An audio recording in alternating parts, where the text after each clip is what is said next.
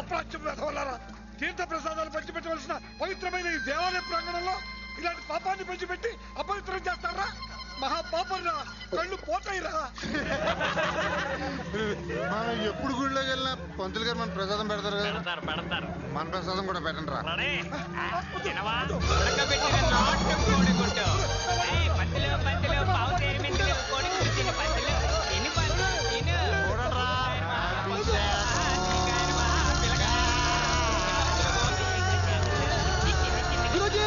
తప్పకండి, జరగండి, వదలండి, తప్పకండి. గురుగారు, గురుగారు దేవుడితో సమానం అండి. ఆనందండి, కళ్ళు పోస్తారు. తప్పండి, మా పాపండి. అయ్యో ప్రసాదమండి, వదలండి, వద్దండి, పడిపోతండి, పడిపోతండి, పడిపోతండి. అయ్యో అయ్యో అయ్యో, తప్పండి గురుగారు, పాపండి. పాపం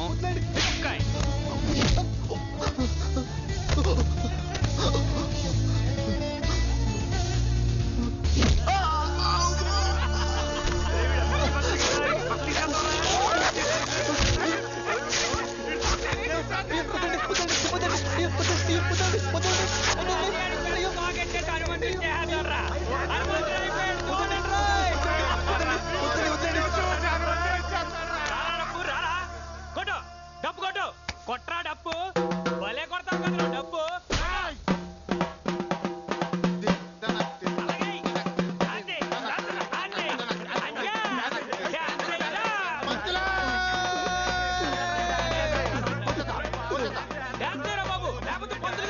బాబు లేకపోతే పొద్దున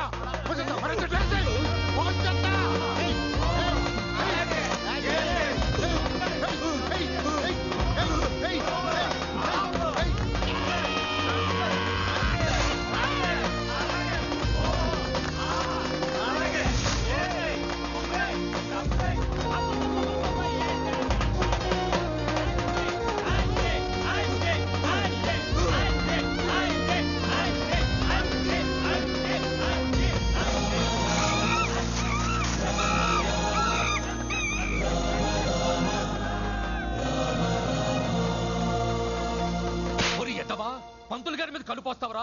గుడి ముందు కళ్ళు పాకేంట్రా నీ? స్థలం ఆడిది, ఆడి బాబు ఆడికి ఇచ్చాడు. ఆడి స్థలంలో ఆడేం పెట్టుకోవాలో మనం ఎలా చెప్తాం? ఒకవేళ మనం చెప్పేవని తీసేసిన తాగే జనం ఊరుకోరు. నువ్వొండ్రా, అసలు సంగతి మర్చిపోయాను. మొన్న హైదరాబాద్ వెళ్ళినప్పుడు పెద్ద సాములోని కలిశానని చెప్పాను కదా. మొహం చూడగానే ముందనక 30 జన్మల గురించి చెప్పేస్తాడు మహానుభావుడు. నన్ను చూడగానే తిట్టకుండా తిట్టాడు. మీ ఊరికి వాస్తు దోషం ఉంది, అదేమిటో కాదు, ఆ రాముల వారి గుడే. అందుకే మీ ఊళ్ళో వానలు కురవక, పంటలు పండక, కరువు కాటకాలతో అల్లాడిపోతున్నారు. వెంటనే ఆ రాముల వారి గుడి అక్కడి నుంచి తీసేసి ఏ గోదావరి ఒడ్డునో ప్రతిష్ఠిస్తే మీ ఊరంతా హాయిగా ఉంటుందని నాతో చెప్పారు. అయ్యా, ఈ గుడి సామాన్యమైన గుడి కాదయ్యా. మీరెన్ని కోట్లు ఖర్చు పెట్టి గుడి కట్టించినా ఈ గుడి పవిత్రత రాదు. రాముల వారు సీతమ్మ వారు వనవాసం చేస్తున్నప్పుడు విశ్రాంతి కోసం ఈ స్థలానికి వచ్చారు. ఆ గుర్తుగా ఆనాటి భక్తుడు ఈ గుడి కట్టించాడు. ఇంత ప్రాచీనమైన చరిత్ర ఉన్న ఈ గుడిని తీసేయడం మహాపాపం. ఒకవేళ ఆ ఉద్దేశంతో కనుక మీరు ఈ గుడిని తీసేస్తే మహాప్రళయం సంభవించి ఊరంతా వల్లకాడైపోయి సర్వనాశనం అయిపోతుంది. జాగ్రత్త అయ్యా, మీ కాలు పట్టుకుంటానయ్యా, అయ్యా ఈ గుడి జోలికి మాత్రం వెళ్తాయా? మీకు మంచిది కదయ్యా, క్షేమం కాదయ్యా. అయ్యో, మీకు చెప్పేటంతటోని కాను పంతులు గారు. దేవునికి పలానా స్థలం అని రిజిస్ట్రేషన్ ఏముంది చెప్పండి? దేవుడు ఎక్కడ లేడు? గుళ్ళో ఉన్నాడు, తీర్థంలో ఉన్నాడు, శ్మశానంలో ఉన్నాడు, కళ్ళు సీసాలో ఉన్నాడు, మీలోనూ ఉన్నాడు, నాలోనూ ఉన్నాడు. మీరే కదా ఎన్నో సార్లు శ్రీరామ పందిరిలో చెప్పారు. అందుకని నేను కట్టబోయే గుళ్ళో మీరే పూజలు చేయండి, నేను కాదంటేనే కదా.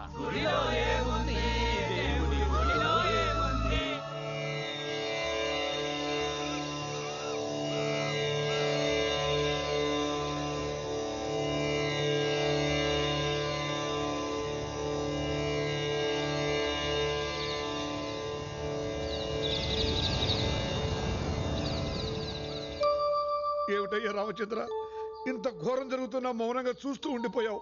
నీ గుడి నువ్వే కాపాడుకోవాలయ్యా. ఆయన వల్ల ఏమేవద్దు గురుగారు. అవునండి, సీతమ్మ తల్లి ఎత్తుకుపోతేనే ఏడుస్తూ తిరిగానండి ఆయన. పాపం నాకన్నా మాయకుడండి. ఆయన వల్ల ఏమీ అవ్వదండి. మా పాస్ చేయాల్సిందేనండి. సముద్రం దూకెళ్ళి మరి సీతమ్మతో జాడపట్టాడు కదండి, లంకనంతా తగలెట్టేశాడు కదండి. మరి వాళ్ళ రాముడి గుడి జోలికి వస్తే ఊరుకుంటాడేంటండి? గోప్ పగ కొడతాడండి, ఈ పాటికి బయలుదేరే ఉంటాడండి. అయినా మా ఆంజనేయ స్వామి ఉండగా మీ రాములోకి భయం ఏంటండి? ఈ గుడి ఎక్కడికి పోదండి, మా బావ వస్తాడండి, మా గుడిని కాపాడుతాడండి. శ్రీ ఆంజనేయం.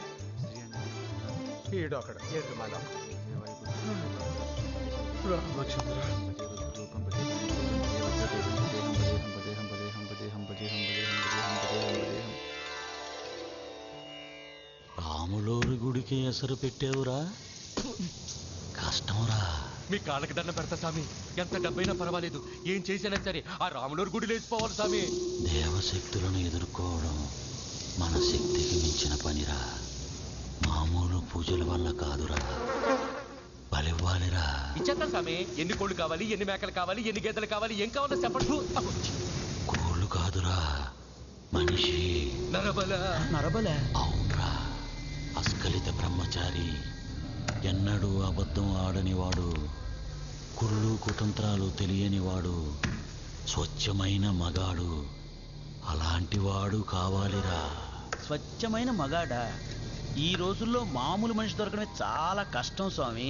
స్వచ్ఛమైన మగాడంటే అందరూ మీలా ఉండర్రా, వెతకండిరా, దొరుకుతాడు. మంచిగాడా? బలిరా బ్రహ్మం, బలేవాణ్ణి పట్టారా. ఆ సూచిగా సంతోషిస్తుందిరా. ఎలా తెస్తావురా? ఆడ అనాథ స్వామి, ఆడేం చేసినా అడిగే దిక్కే లేదు. దిక్కులేనోళ్లకు దేవుడే దిక్కు.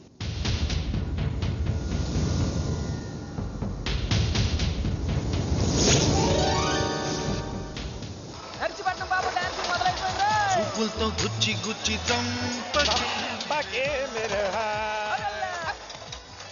సైకిల్ చేస్తా తెల్లారకుండా ఊరు వెళ్ళిపోవాలా?